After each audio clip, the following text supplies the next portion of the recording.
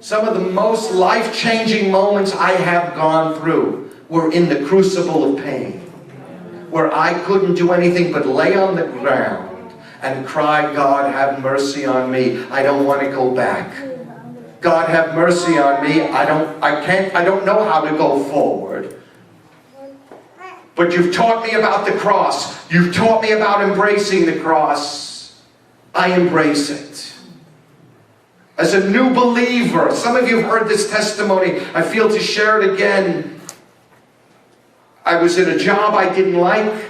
I was far from any relationship. Janet was years before she met the Lord. I was living alone. I was in a job I didn't like. You know, my life was being taken apart. All of my plans for my own future had completely broken apart because I gave my heart to the Lord. And I was in, you know, a very dark, difficult time. But I knew I was in pursuit of the Lord, and there was this sense in my spirit that this was the right way, but I couldn't articulate to you why it was right. I couldn't articulate to myself why it was right. You know, the only thing I could say to myself is, you're out of your mind. Why are you doing this? Why are you living this way? You come to Christ and now you're crazy, and that's what everybody's telling you, right? Jesus has made you mad. But I had this sense of joy and peace inside of my spirit, so I said, if this is madness, I'm going to pursue it, because I knew I had met the living God, and I was in pursuit of what His plan was for my life. So against all the odds, against all the opposition, friends and family and people in church, you know, and it's like I'm in a church, well, look at these people, they're in worse shape than I am. And it's like, oh my God, that's bad. But of course it was full of judgment and criticism, because I was looking at people in the natural, you know, out of my own pain and out of all the battle, because Satan was like after me.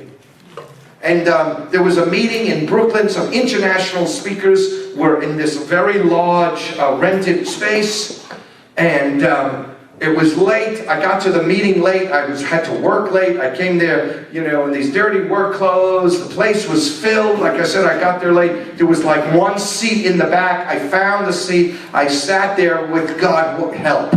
How many of you know that sometimes the best prayers are the smallest prayers? Yes. Help! Have mercy. Here I am. I don't know why. Don't know what. Here I am. Help. And I was in that moment. And I'm sitting in the back. Some of the worship was going on, and the worship stopped, and someone in the front, I'll never forget, these are life-changing moments. There was a woman far away, never saw her, don't know who she is to this day, and this message, this intense message in tongues started to be proclaimed. And as that message was proclaimed, electricity started to flow through my body. You know, I started shaking. I could feel my eyes quivering in my sockets. I could feel the blood coursing through my body, and my heart was going like a trip hammer. And it was like, what is this? I got plugged into an electric socket.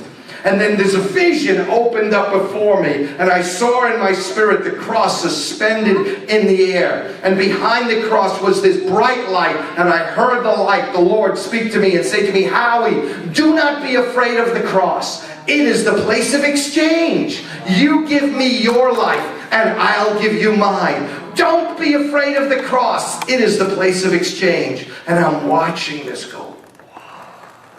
And then the next thing I know, this thing, you know, this fire is burning in me, and it comes up out of my stomach and out of my mouth, and I'm yelling out at the top of my voice, don't be afraid of the cross.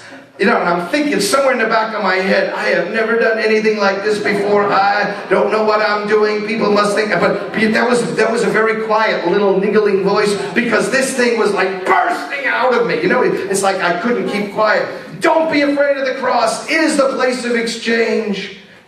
Give God your life. He'll give you His life. Don't be afraid of the cross. And as soon as I finished that, it was like the electricity, the voltage started. I can stop shaking and sit down.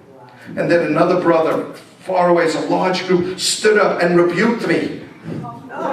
Told me, sit down and shut up. And I thought to myself, I didn't want to stand and I didn't want to say anything. So I started to shrink into my chair, thinking, did I miss it? Then brother, the pastor who was running the meeting, he popped up, rebuked that brother, said, you sit down and shut up, pointed at me and said, brother, you have the word of the Lord. As soon as he said that, I said, oh no, because the whole thing started all over again. Heart race, eyeballs, I'm thinking my eyes are going to pop out, I'm going to burst. Oh my God. And it started all over again. Don't be afraid of the cross. Believe me, I was not laughing, but I was being changed. And I don't know if anybody else heard that night, but I heard it. So I learned that when I'm in the pain, when I'm in the process, when I'm on my face, when I'm in the difficulty, I embrace the cross. I'm not afraid of it. Because it is the place of exchange. I can give the Lord my Howie stuff. You can give the Lord your stuff. Whatever your stuff is, you can take it to the cross and let Him do that work inside of you that takes that stuff out of control. That stuff used to control you. He removes it from the place of control. You give it to Him and He replaces it. It's the place of exchange. He gives you His life, peace and joy and faith. And the faith rises up. Says, well, Lord, if you want me to work in this pain still forever, I will do it because I'm full of joy and peace now. I'm full of faith now. You know, when the Lord began to change so many things in my life in terms of gifts and ministry, you know, and things started flowing in ways that, you know, that I never saw myself in any way. And I know, beloved, that had I not had experiences like that back then, there's no way I'd be doing any of these things that we've done now for 30-odd years.